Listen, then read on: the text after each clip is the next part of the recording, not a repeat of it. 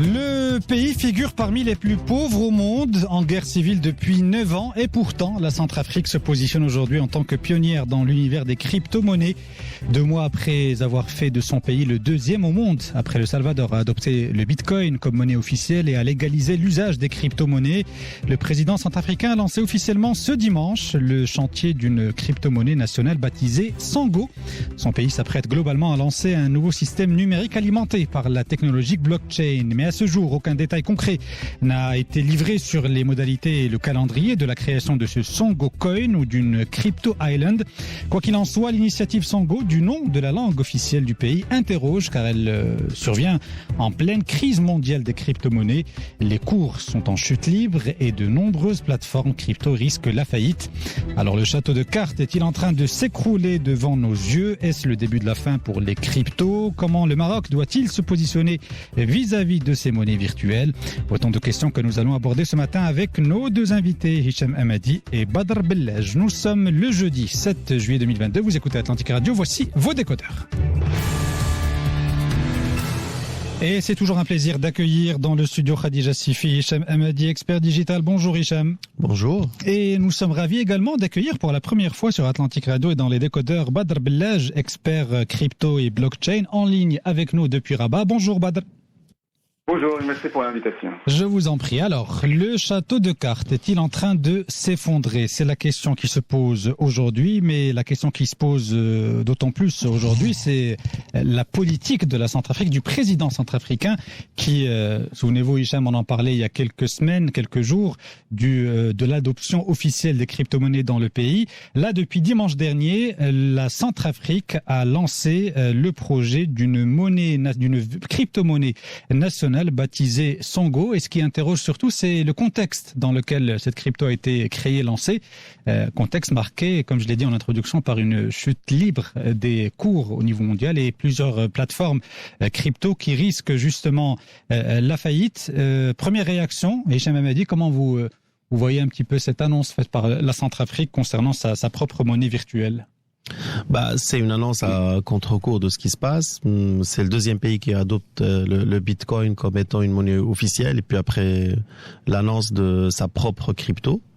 Globalement, c'est une volonté de se détacher des systèmes existants, soit que ça soit français ou que ça soit américain, donc pas de sortir, mais simplement de trouver un palliatif au franc CFA et un palliatif au dollar. Cela permet de faire des transactions, on va dire, utilisant les plateformes qui sont complètement accessibles, de pouvoir, il y a des choses qui sortent dans le pays par rapport à tout ce qui est corruption. Donc globalement, on dit que ça va faciliter la corruption et la non-traçabilité de la réception des rétrocommissions. Mais à mon sens, c'est un vrai positionnement en tant que hub cryptographique. Donc globalement, pour accueillir tous les gens qui veulent investir dans les cryptos. Donc c'est la volonté politique affichée, c'est la vision politique affichée. Pour moi, c'est quelque chose d'intéressant parce que ça sera, même si le pays ne dispose pas suffisamment de connexion Internet ni d'infrastructures suffisantes pour pouvoir supporter c'est ça qui est paradoxal en fait.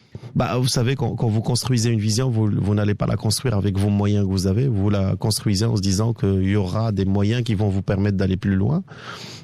Donc ce qui est intéressant, c'est ça, c'est que est-ce que ça sera accompagné par des vrais chantiers structurants? Et je l'espère, parce que ça sera un test grandeur nature de l'utilisation d'une crypto à l'échelle d'un pays.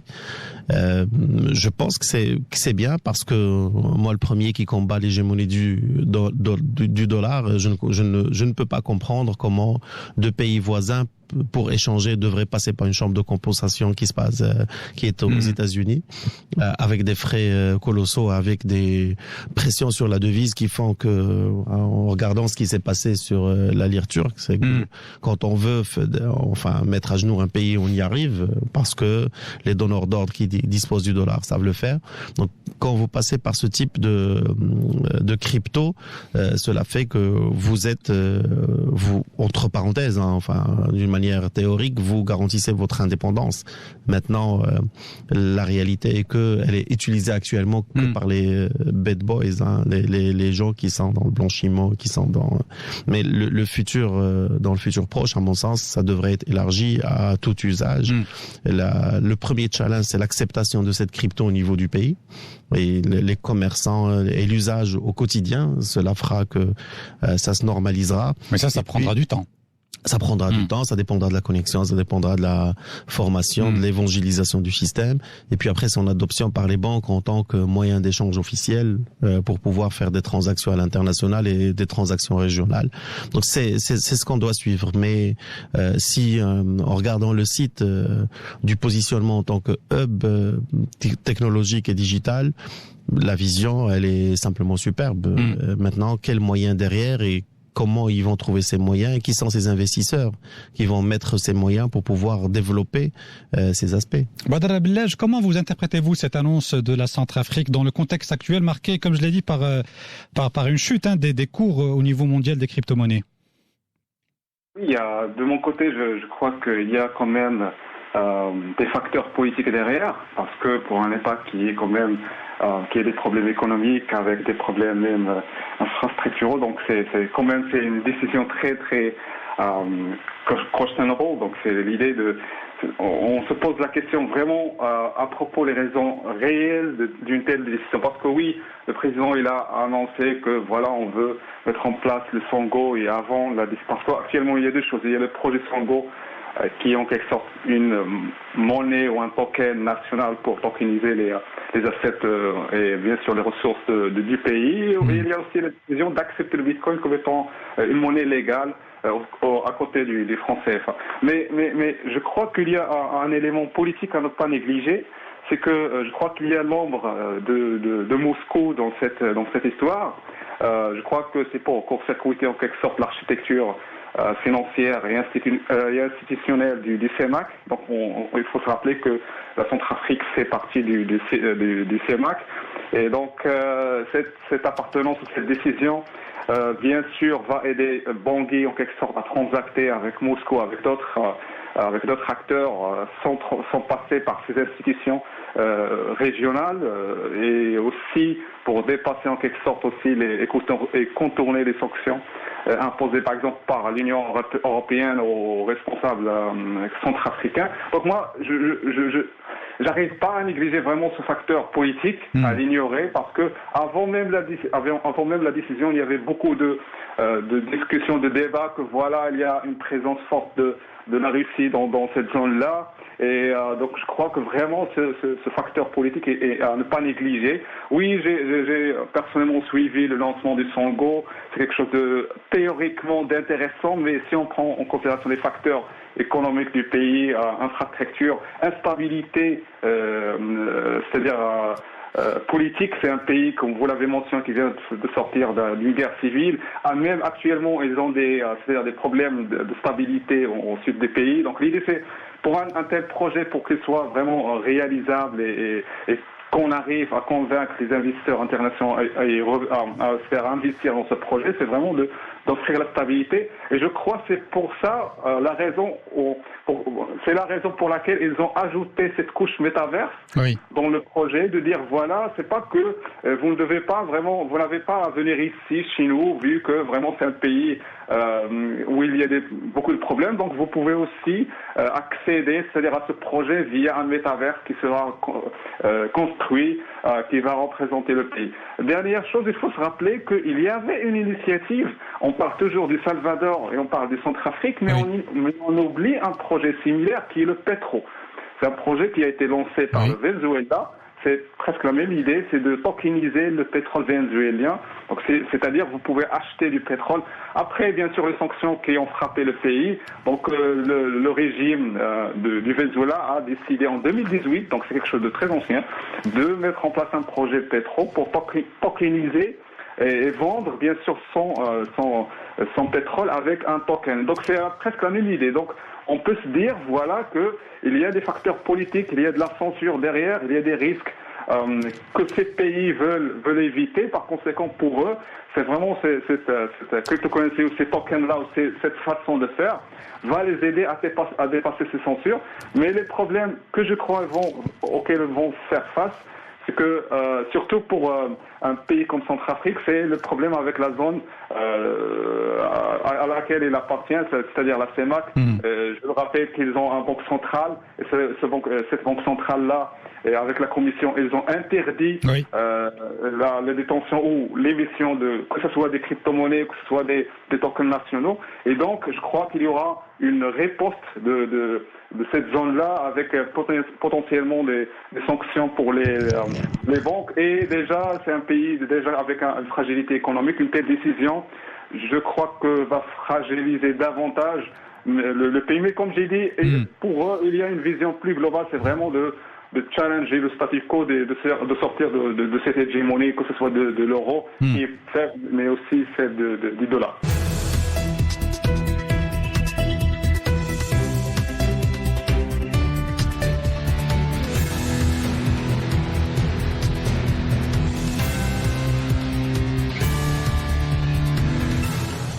9h35 sur les ondes d'Atlantique Radio, deuxième partie de votre émission Les Décodeurs ce matin avec Hicham Hamadi et Badr Bellaj. On parle de crypto-monnaie ce matin avec cette annonce faite par la Centrafrique dimanche dernier qui a lancé officiellement son projet de crypto-monnaie nationale, le Songo, ainsi que du futur premier crypto-hub africain. Et nous avons abordé en première partie d'émission peut-être un petit peu les raisons, les motivations derrière cette décision. Il y a un élément très important qui a été évoqué par Badr Bellaj juste avant, et j'aimerais avoir votre avis également, Hicham Hamadi, sur cette question. C'est vrai que la présence russe en Centrafrique n'est plus à démontrer depuis plusieurs mois, quelques années. La Russie est fort présente sur le volet militaire, économique. Et cette présence-là, cette influence politique de la Russie peut en quelque sorte expliquer ce nouveau positionnement de la Centrafrique. Qu'est-ce que vous en pensez ? J'ai du mal à lier les cryptos à la Russie. Effectivement, c'est une vraie solution pour bypasser, on va dire, les systèmes de transfert, les chambres de compensation américaines, l'embargo actuel sur la Russie. Clairement, c'est conjoncturel. Les cryptos, sans avant et après la Russie, c'est une manière de effectivement prendre sa revanche sur l'hégémonie régionale de la France par rapport au franc CFA, enfin les banques centrales. Il y a pas longtemps, leur réserve était à Paris. Et puis après, le fait qu'il va falloir, pour que vous puissiez commercer avec le voisin, disposer de devises, de dollars. Et donc pour moi, c'est plus profond, c'est plus global. Donc c'est pas conjoncturel, c'est pas lié au fait que la Russie était là. La Russie est en train de reprendre l'influence, on va dire, sur l'Afrique avec le groupe Wagner, avec on va dire des militaires, avec des aspects d'armement, c'est sûr, c'est certain. Les cryptos favorisent cela, certainement, parce que ça permet d'aller plus vite, de bypasser un certain nombre de choses, clairement. Maintenant, je ne crois pas que c'est ça qui a accéléré ce choix. Ce qui a accéléré ce choix, à mon sens, c'est d'abord le fait de s'ouvrir sur d'autres types d'investisseurs que nous ne voyons pas, par exemple au Maroc. Il y a énormément d'investisseurs actuellement dans le monde qui investissent sur ce type de technologie. Ils mettent de l'argent dans toutes les startups qui travaillent sur la blockchain, qui travaillent sur les NFT, qui travaillent sur tout ce qui est fongible, qui travaillent sur tout ce qui est crypto. Il y a énormément d'argent. Et donc, pour capter cet argent, à mon sens, le plus simple, c'est d'avoir une réglementation friendly qui accepte et qui autorise l'usage de ces cryptos. Et je pense que c'est une bonne chose parce que ça permet de recevoir ces flux. Maintenant, comme disait mon ami, l'environnement réel du pays ne le permet pas au vu de la connexion, au vu de l'infrastructure, au vu d'un certain nombre de choses. Et donc, ils se sont dit, vous savez, vous pouvez rester chez vous, on crée un métavers et vous pouvez investir votre argent ici. Donc, c'est plutôt cela. C'est pas, je ne peux pas réduire un positionnement par rapport à une technologie qui est disruptive par rapport à usages et des pratiques actuelles à un simple fait conjoncturel. C'est clair que ça résout des problématiques de gestion des mines, de transfert d'argent entre la Russie et le pays, mais je ne crois pas que c'est que cela. C'est plus global, c'est plus grand. Et c'est pour cela que je pense que au Maroc, on devrait avoir une législation aussi qui autorise, mais au moins permet de tester ces technologies, au moins nous permet d'aller sur ce type de technologie. Alors justement, vous faites la transition parfaite. Justement, nous allons parler à présent du contexte national concernant ces crypto-monnaies. Alors la dernière annonce officielle liée à ce sujet, c'est celle du Wali de Banque al-Maghreb, Abdelatif Jouari, qui a déclaré il y a quelques jours, à l'issue de la réunion trimestrielle du Conseil de Banque al-Maghreb, que le Maroc s'apprêtait à adopter enfin, j'ai envie de dire, un projet de loi pour réglementer l'usage des crypto-monnaies. Je me souviens très bien lors de notre précédente émission, vous disiez, Hicham Hamadi, que oui, il y aura sans doute une loi, mais qu'on se dirigera plus vers une interdiction de l'utilisation des crypto-monnaies que d'une autorisation de ces crypto-monnaies. J'aimerais avoir l'avis sur ce sujet de Badr Bellaj, justement. Comment voyez-vous un petit peu ce flou juridique qui existe aujourd'hui, ce vide juridique même qui existe aujourd'hui, et quelle sorte de loi doit-on s'attendre au Maroc? Est-ce qu'on se dirige vers une légalisation, vers une promotion même des crypto-monnaies, ou au contraire vers une interdiction? Alors déjà, il faut se poser une question avant celle-ci, c'est pourquoi on a pris 5 ans avant de parler d'un projet de loi. Donc de dire voilà que les autorités se sont dit en 2017, voilà ces crypto-monnaies-là, c'est pour qu'elles-là, c'est juste un phénomène qui va disparaître, les gens ne vont pas l'utiliser, or que la réalité a démontré l'inverse. C'est-à-dire, on avait des études qui sortaient de gauche et à droite, qui disaient, voilà, le Maroc, c'est parmi les pays les plus... La population marocaine, c'est parmi les pays les plus actifs, au moins en Nord-Afrique, MENA, c'est-à-dire même au niveau mondial. Et par conséquent, la Banque centrale et les autres autorités se sont senties, voilà, on est concerné, donc on doit réagir. Déjà, je comprends cette décision très tardive par cet élément-là, de dire, voilà, c'est que le contexte a changé et par conséquent les autorités se sont senties, voilà, on est concerné, on doit sortir une légalisation, que ce soit interdiction, que ce soit autorisation. Oui, j'adhère parfaitement que la réglementation auquel on s'attend, ça ne sera pas grand-chose, c'est-à-dire on va faire sortir une loi qui définit déjà ce que c'est une crypto-monnaie, ce que c'est tous ces éléments de la cryptosphère, avec une interdiction formelle, comme ça ils vont sortir de la grande porte, c'est-à-dire déjà, pourquoi je m'attends à ça? Parce que, c'est Jouari l'a dit, on est accompagné par le FMI et la Banque mondiale. Ces deux entités-là, leur positionnement, on le connaît, leur avis, leur opinion juridique, on la connaît. C'est-à-dire que c'est des entités qui sont anti-crypto. Et donc, je ne crois pas qu'avec un tel accompagnement, la Banque centrale va sortir de leur ombre et décider autrement. Donc, personnellement, je crois que oui, je confirme. Personnellement, je m'attends à une interdiction qui sera formelle, fondée, mais pas comme l'état actuel, on est dans une zone grise. Mais comme j'ai dit, donc l'idée, c'est que c'est vraiment la Banque centrale et les autorités ont été poussées par c'est-à-dire l'adoption au sein de la jeunesse marocaine, au sein de la population. Ce qui reste à savoir, la chose auquel je m'attends personnellement dans cette loi, c'est est-ce qu'il y aura, bien sûr, à côté de l'interdiction, est-ce qu'il y aura des canaux c'est-à-dire légaux qui te permettront, par exemple, de posséder ou d'investir dans des crypto-monnaies, ou est-ce qu'il y aura une vision je sais pas, future. J'imagine que oui, mais ce sera limité à un certain nombre de personnes, et que pour la majorité des citoyens, l'interdiction sera la règle d'or. Moi, la question que j'ai envie de vous poser, vous rejoignez un petit peu les projections de Hicham Hamadi sur la question, mais selon vous, est-ce la bonne stratégie à suivre? Est-ce que le Maroc doit interdire les crypto-monnaies ou au contraire les autoriser? Selon vous, Pour moi, l'idée, c'est-à-dire les décisions ne doivent pas être que binaires, c'est-à-dire soit autoriser pleinement, soit interdire pleinement. Donc on doit avoir une stratégie nationale. Si Hicham l'a dit, voilà, il y a des investissements, il y a un écosystème. Il y a, par exemple, beaucoup d'exemples, même, par exemple, l'exemple français, où actuellement la réglementation MiCA qui a été, c'est-à-dire qui est en train d'être adoptée par l'Union européenne. Donc on peut réglementer, interdire des choses et accepter des choses.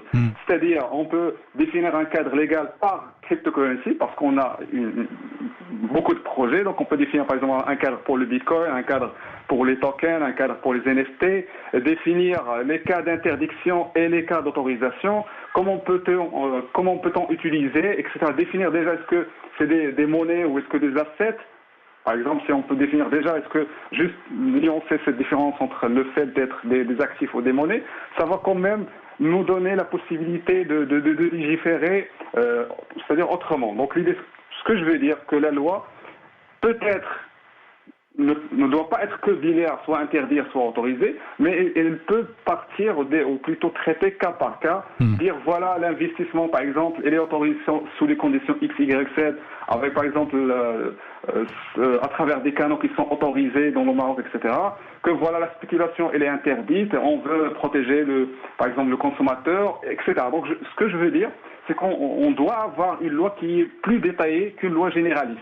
Et une telle loi peut vraiment donner l'essence à un écosystème local de blockchain crypto-monnaie, parce qu'il faut se rappeler le dernier point, il faut se rappeler que la loi, s'il interdit les crypto-monnaies, elle ne va qu'aggraver la situation actuelle, c'est-à-dire l'agrandissement de ce marché noir. Parce qu'on a vu que l'interdiction depuis 2017 jusqu'à maintenant, l'interdiction aveugle, n'a fait que vraiment donner le résultat inverse. Et donc continuer dans cette interdiction ne va qu'aggraver la chose. Donc il faut être intelligent.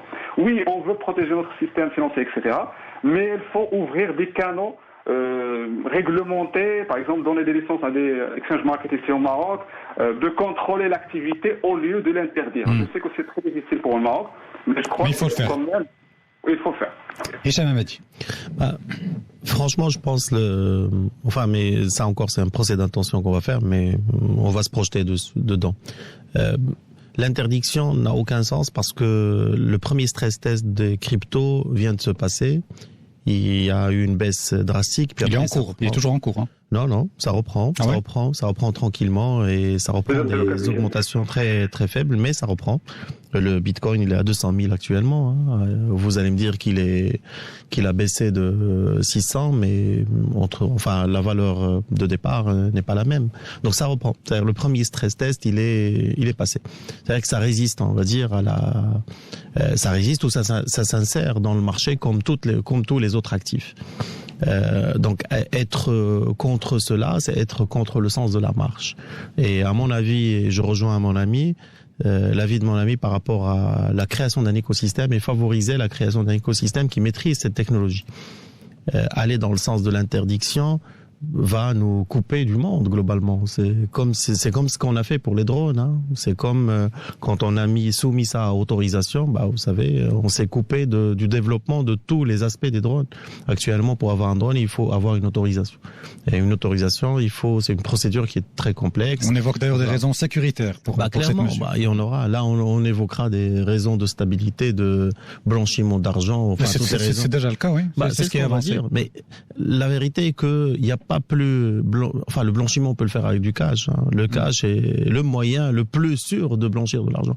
Donc globalement, c'est cela. Il va falloir qu'on puisse pas se couper de ce monde. Et surtout, comme je disais au départ, il y a énormément d'investissements dans ce type de technologie qui est fait par des fonds d'investissement sérieux, par des familiaux, par des gens qui veulent aller dans ce sens. Donc, ne pas les attirer, c'est passer à côté d'une manne, on va dire, d'un flux financier extraordinaire. Il faut qu'on adapte notre réglementation de telle manière à ce qu'elle puisse favoriser l'émergence d'un écosystème, autoriser l'apprentissage de ces technologies, que les entreprises ou les startups puissent les utiliser pour d'autres fins. Il n'y a pas que l'application de la blockchain n'est pas forcément une crypto. Ça peut être autre chose. On peut tokeniser beaucoup de choses. Et ça peut créer de la valeur pour des secteurs, pour des pans entiers de l'économie. Et c'est là où je rejoins encore une fois l'avis de mon ami, c'est pas binaire. Il va falloir être très intelligent et avoir un environnement, on va dire, plutôt favorable, limitatif sur un certain nombre d'aspects que je comprendrai, mais qu'il ne soit pas qui ne va pas aller dans le sens de l'arrêt ou on va dire de la non-autorisation, parce que ça ne fera que renforcer l'usage, on va dire, contourné. Il y a un nombre de Marocains qui placent leur argent dans ces actifs. Au moins 900 000 selon les derniers chiffres, au moins, officiellement. Bon, écoutez, on suivra avec beaucoup d'attention et beaucoup d'intérêt, comme toujours, l'évolution de ce sujet concernant les crypto-monnaies au Maroc. Allez, deuxième sujet, il nous reste 10 minutes, mais j'aimerais évoquer le deuxième sujet programmé aujourd'hui. Alors, j'ai une question à vous poser. Est-ce que vous savez quel est le premier constructeur de voitures électriques au niveau mondial? Qui est le leader mondial? C'est un Chinois qui s'appelle NIO, à mon sens. Jusqu'à il y a quelques jours, c'était Tesla. Tesla, le leader du marché, qui vient d'être dépassé par BYD, un Chinois. Et pourquoi je vous parle de ça? Parce que justement, j'aimerais que l'on parle de ce match entre les géants du numérique américain et les géants asiatiques, essentiellement chinois, avec cette guerre en Ukraine qui a révélé au grand jour ces derniers jours, et on l'a constaté, l'existence de deux blocs bien distincts sur le plan purement politique, économique également, mais aussi sur l'univers digital.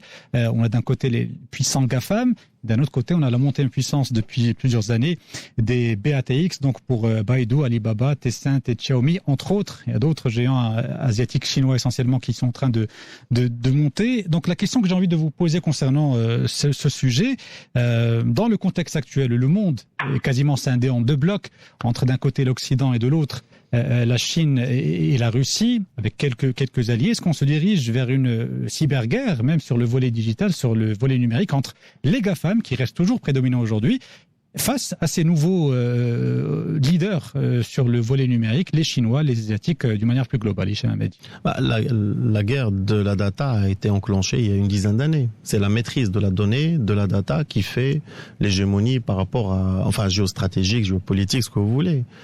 Ça a commencé, rappelons-nous Cambridge Analytica. Actuellement, en guerre en Ukraine, c'est les Starlink de Elon Musk qui ont permis la connexion des militaires au niveau de l'Ukraine.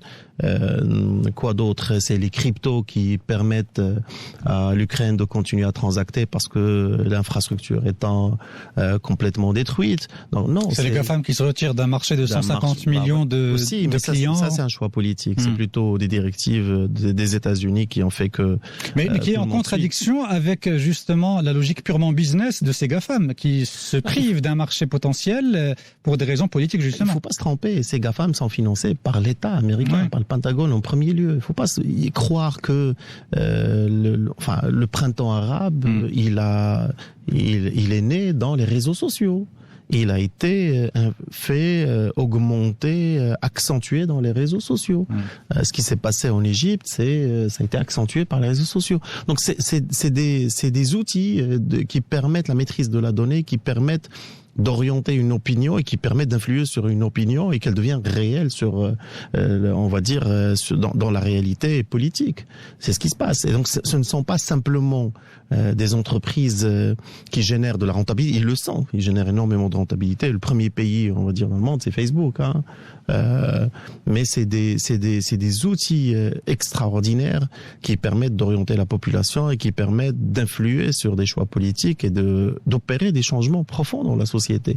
La campagne LGBT qu'on est en train de voir actuellement, elle est relayée par les réseaux sociaux. C'est un vrai sujet qui permet d'aller, renforcer les minorités partout. Donc c'est une logique connue des États-Unis par laquelle elle déstabilise un certain nombre de pouvoirs. Là aujourd'hui, les géants asiatiques du numérique essaient de faire la même chose. Est-ce qu'ils vont y arriver? Est-ce qu'ils vont arriver à dépasser les Américains? C'est la question. Ce qu'ils essaient de faire, c'est d'offrir d'autres solutions pour leur population, parce que on parle de la Chine. La Chine, c'est 1 milliard et quelques, et donc globalement, c'est d'avoir des palliatifs et d'avoir des systèmes, internes.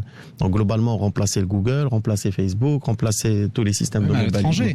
Oui, Quand je prends l'exemple toujours de TikTok, c'est un cas révélateur. Clairement. Aujourd'hui, les jeunes utilisent massivement TikTok aux dépens d'Instagram. mais les derniers chiffres le prouvent. Clairement, mais la Chine n'a pas un projet culturel pour le monde, n'exporte pas la démocratie. Les États-Unis exportent, enfin globalement, c'est ça le leitmotiv, c'est on exporte la démocratie, notre manière de faire, l'américain, la cigarette, donc on exporte une manière de faire, un mindset, une vue. Enfin, Marlboro, ça m'a marqué à un moment, comment on voyait sur son cheval et voilà. Donc c'est une certaine image. Une certaine image, voilà, de l'Amérique et de la vie globalement. Donc on exporte un style de vie, et alors que la Chine, non, la Chine elle est dans un autre mindset. C'est pour ça que c'est différent. C'est pour ça que c'est le premier marché, c'est l'interne. Probablement sur la partie transaction, sur la partie commerce avec Alibaba, clairement c'est pour le monde. Et WeChat aussi. Oui, enfin WeChat n'arrive pas encore à dépasser la sphère asiatique, parce que c'est une autre conception encore une fois des relations humaines et de la culture. Donc c'est globalement pour se protéger, pour pas avoir un palliatif, et aussi pour pouvoir l'exporter. Donc c'est une guerre dans laquelle, d'ailleurs, ce qui est encore malheureux, et on n'y est pas du tout. Enfin, le continent africain, voire le continent, africain et un peu asiatique, n'y est pas du tout. Parce qu'on maîtrise pas ces technologies, parce qu'on est loin de ces technologies. On est consommateur et non producteur. Badr Bellaj, comment vous voyez-vous justement cette guerre dans la guerre actuellement entre les GAFAM d'un côté et les géants asiatiques d'un autre? Déjà, vous l'avez bien mentionné, c'est une guerre dans une autre guerre qui est géopolitique. Donc, personnellement, je crois que les GAFAM jouent un rôle très important dans cette guerre. Déjà, il faut quand même donner c'est-à-dire un scale, la taille de ces GAFAM. Donc l'idée, on parle de 4 entreprises qui ont une valorisation. Si on la représente comme étant un pays, ça sera le 3e pays avec le 3e PIB international derrière les États-Unis et la Chine. Donc c'est quelque chose d'énorme. C'est dire le poids de ces GAFAM aujourd'hui dans le contexte mondial. Exactement, c'est comme un 3e joueur dans la scène politique ou même géopolitique internationale qui est allié aux États-Unis, bien sûr. Mais l'idée, c'est que il faut se rappeler, comme l'a dit mon ami, donc l'idée, c'est que actuellement il y a une guerre, soit pour s'approprier la technologie, parce que ça donne à un pays un avantage géopolitique, par exemple dans la technologie d'armement, etc. Donc on est dans cette course toujours de s'approprier la dernière technologie pour avoir un avantage contre ses adversaires. Mais plus important que ça, c'est comme l'a mentionné mon ami, c'est le contrôle de l'opinion publique, que ce soit interne, que ce soit international. On l'a vu avec la Russie, au départ du conflit, on a vu comment vraiment ces outils-là, ces réseaux sociaux, ils ont créé en quelque sorte une image uniforme que voilà, la Russie est en train de perdre la guerre. On a vu tous ces chars-là qui étaient bombardés à tort et à travers. On voyait que l'effet de ces réseaux sociaux peut vraiment être très très c'est-à-dire influent, de telle sorte que ça peut vraiment attaquer un pays sans lancer une seule balle. C'est-à-dire la Russie était attaquée, on peut être avec ou contre, c'est pas la question, mais si on prend la position neutre et on analyse la chose, on voit que ces réseaux-là, il y avait en quelque sorte une attaque directe vers la Russie et un support inconditionnel pour l'Ukraine, et ça a créé même un support international au sein même des populations pour l'Ukraine. C'est-à-dire on a vu par l'exemple concret que c'est bien sûr que ces réseaux sociaux-là peuvent être utilisés comme des moyens de guerre. Je ne parle pas de la censure, etc. Mais l'idée, c'est que ces outils-là peuvent être utilisés à un moment donné pour servir les intérêts de quelques pays au détriment des autres. Il faut se rappeler aussi, en mentionnant la censure, je me suis rappelé du conflit même interne au sein des États-Unis entre la droite et en quelque sorte la gauche, les républicains et les démocrates, oui. Exactement. On a vu comment Trump a été censuré une fois il n'a pas gagné les élections. On a vu que voilà, ça servait même pas les intérêts de l'État américain en entier, mais ça servait vraiment une vision unidirectionnelle au sein même des États-Unis. Donc c'est-à-dire que c'est un canal orienté c'est des canaux orientés qui en quelque sorte avancent un agenda, une vision d'un courant au sein des États-Unis. C'est un courant qui n'accepte pas, c'est-à-dire la différence, c'est un courant qui avance que sa propre narrative, et donc c'est pour ça les autres pays, au moins qui ont un problème géopolitique avec ces puissances-là, essaient de trouver des solutions, des alternatives à ces canaux-là, primo, pour bien sûr protéger la population interne, mais secondo, pour jouer le rôle c'est-à-dire ou avoir le même influence sur leur propre population. On a vu par exemple en Chine, etc. Donc, au lieu que ma population soit guidée par un adversaire externe, vaut mieux que ça soit par exemple guidé par le CCP ou une entité interne. Donc c'est ça. Badr Bellaj, merci beaucoup d'avoir participé ce matin à cette émission. J'ai été ravi de vous accueillir et un plaisir de vous retrouver très prochainement. C'est un plaisir, merci pour l'invitation. Hicham Hamadi, toujours un plaisir. À bientôt. Merci beaucoup. Dans quelques instants, vous retrouverez Khadija Jaber qui est déjà sur place dans le studio Khadija Sifi pour le Flash Info de 10h. Excellente fin de matinée à l'écoute d'Atlantique.